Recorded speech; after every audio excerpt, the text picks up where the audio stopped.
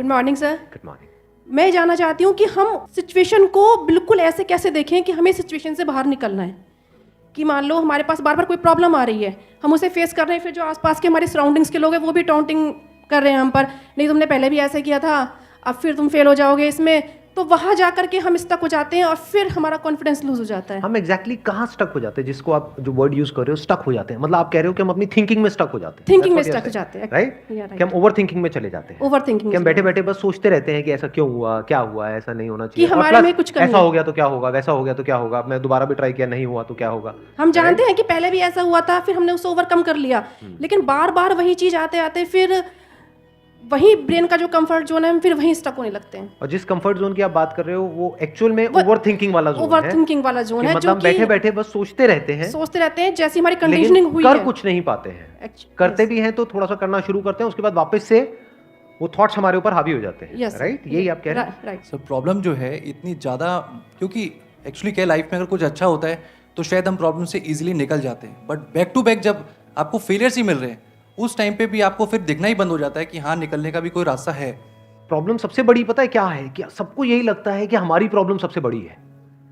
अगर यहां पर मैं एक एक करके सबको बोलूं कि आप बताओ कि आपकी लाइफ में क्या क्या प्रॉब्लम्स आई या अभी क्या प्रॉब्लम्स चल रही है, तो आई एम श्योर कोई सोच भी नहीं सकता कि अच्छा ऐसी प्रॉब्लम्स भी कोई फेस कर सकता है क्या। तो इन प्रॉब्लम्स के बावजूद भी कुछ लोग आगे बढ़ पाते हैं, कुछ नहीं बढ़ पाते हैं। That is the big question कि एग्जैक्टली हम स्टक कहां पर होते हैं। क्या हम एक्चुअल में लाइफ में प्रॉब्लम्स में फंसते हैं या उन प्रॉब्लम्स को लेकर के जो हमारी थिंकिंग है वहां फंसते हैं। सबसे पहले ये चीज हमको क्लियर होना चाहिए। तो जो हम कह रहे हैं फंस गए हैं, हम एक्चुअल में प्रॉब्लम्स में नहीं फंसे हैं, क्योंकि प्रॉब्लम्स तो सबकी लाइफ में है। हम एक्चुअल में थिंकिंग में फंस जाते हैं। राइट।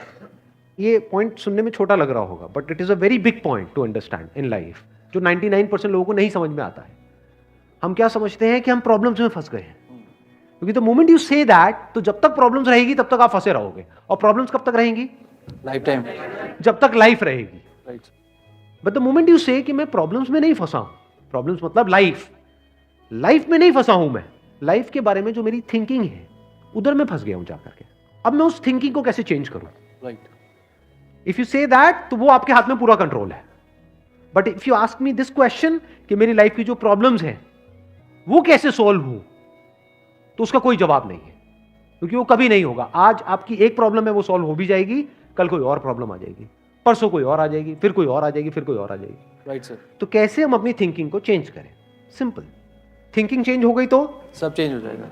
सब चेंज हो जाएगा, क्योंकि प्रॉब्लम्स को देखने का नजरिया बदल गया तो प्रॉब्लम बदल गई। एक बंदा जिसकी थिंकिंग नहीं फंसी हुई है, उसको आप चारों तरफ से फंसा दो, वो निकल जाएगा। लेकिन जिसकी थिंकिंग फंसी हुई है, उसको आप जा करके दुनिया जहान के सारे रिसोर्सेज दे दो, पूरा का पूरा खजाना भी दे दो, तब भी वो नहीं निकल पाएगा, तब भी रोएगा बैठ करके कि क्या मेरे को चारों तरफ खजाने से कैद कर दिया। अरे भाई खजाना है, कैद नहीं है। देखा ना ऐसे लोगों को जिनके पास में सब कुछ है लेकिन रोते रहते हैं। तो सब कुछ मिलना इज नॉट अ सोल्यूशन। जिनकी लाइफ में कोई प्रॉब्लम नहीं है वो भी रो रहे हैं। सो अब आता है कि इसका सोल्यूशन क्या है, कि we are stuck in our thought process, how to get out of it.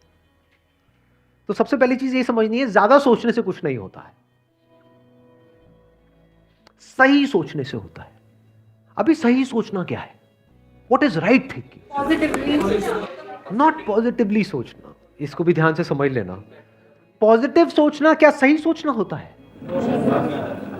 For example, आगे आप जा रहे हो, किसी जंगल में हो और आगे दलदल है, और आप पॉजिटिव सोच रहे हो मेरे साथ में कभी कुछ गलत हो ही नहीं सकता, मैंने ताबीज पहना हुआ है, ये मुझे बचाएगा। बहुत लोग हैं बहुत पॉजिटिव है लाइफ को लेकर के, बट क्या उनकी सोच सही है? अभी सही सोचना क्या है?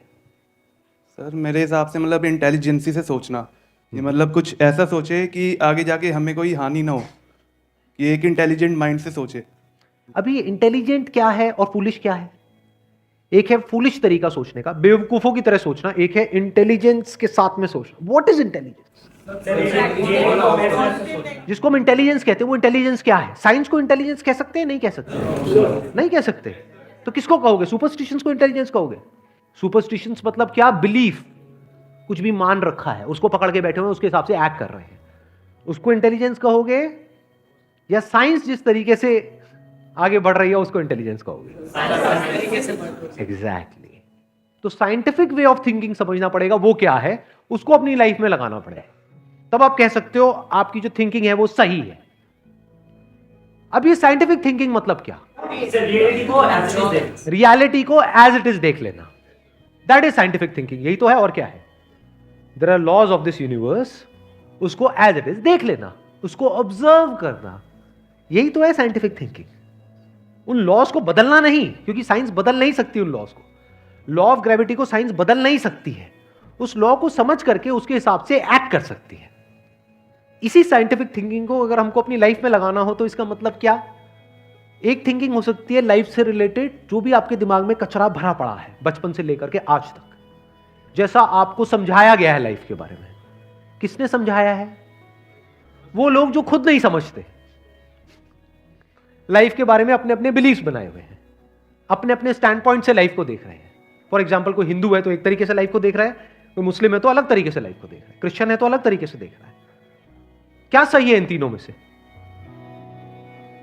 क्या तीनों को सही थिंकिंग कह सकते हैं? ना, क्योंकि आपस में लड़ झगड़ रहे हैं। साइंस में कोई लड़ाई झगड़ा होता है?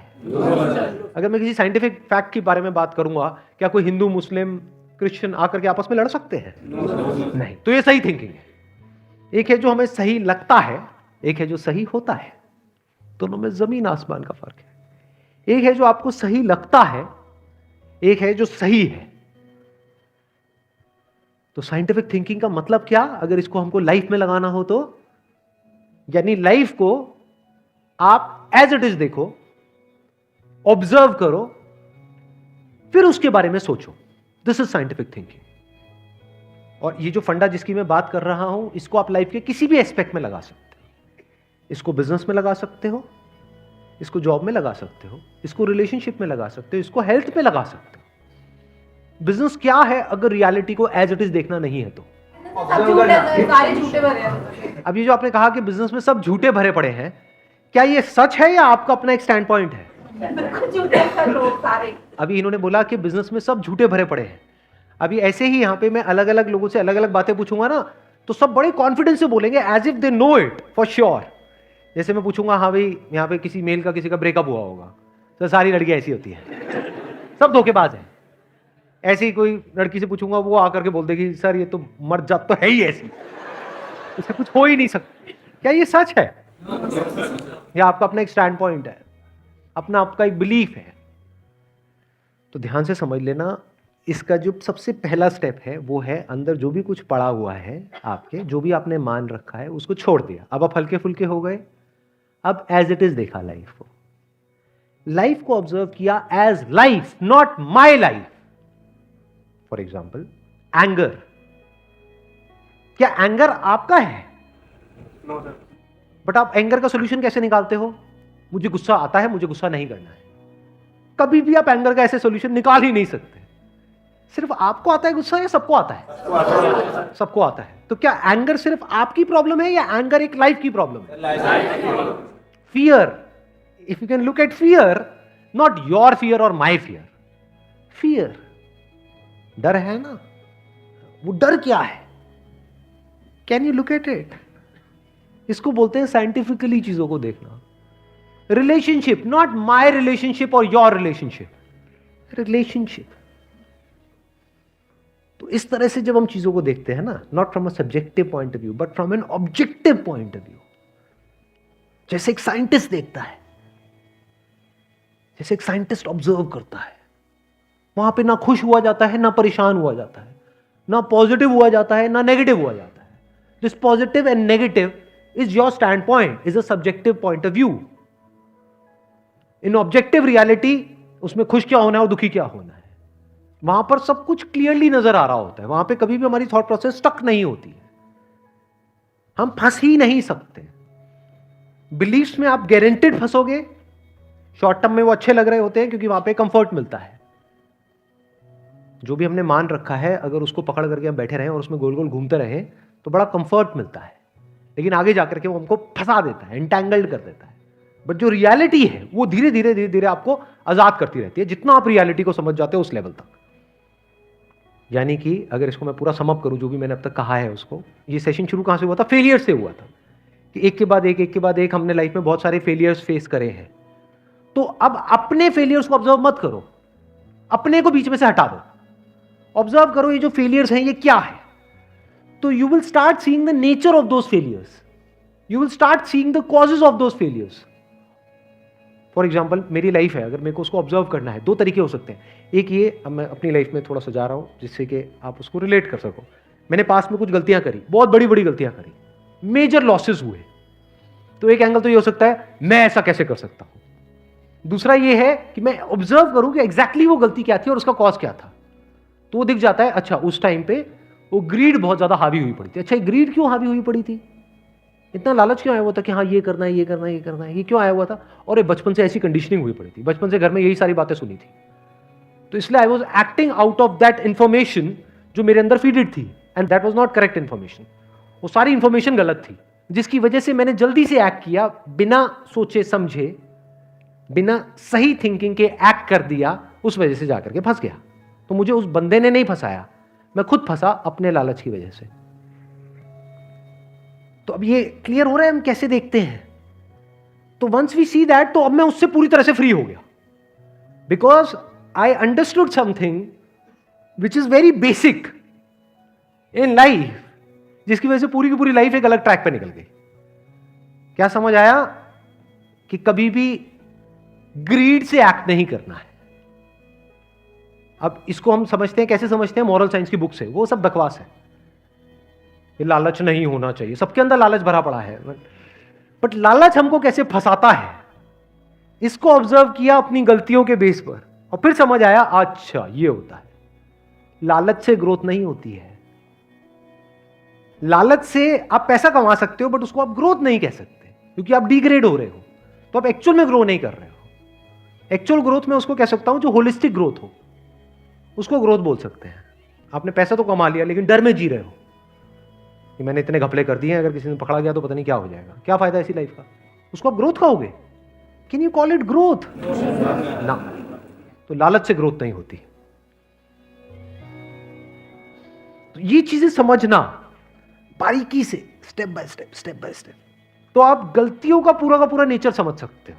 The nature of mistakes, the kinds of mistakes, the types of mistakes, और उनके कॉजेस क्या होते हैं। और जैसे ही हमको ये सब समझ आ जाता है और साफ दिखने लग जाता है, तो वो गलतियां होनी हमसे बंद हो जाती हैं। और जितनी भी गलतियां हो सकती हैं, उन सबके अगर नेचर समझ आ जाते हैं, तो गलतियां होने की पॉसिबिलिटी फ्यूचर में ऑलमोस्ट खत्म हो जाती है। प्लस जब समझ आ गई है उसकी रियलिटी, तो वहां पे ओवर थिंकिंग के लिए जगह नहीं होती है, अपन थिंकिंग में स्टक नहीं होते हैं। Wish you all the very best, thank you so much for coming.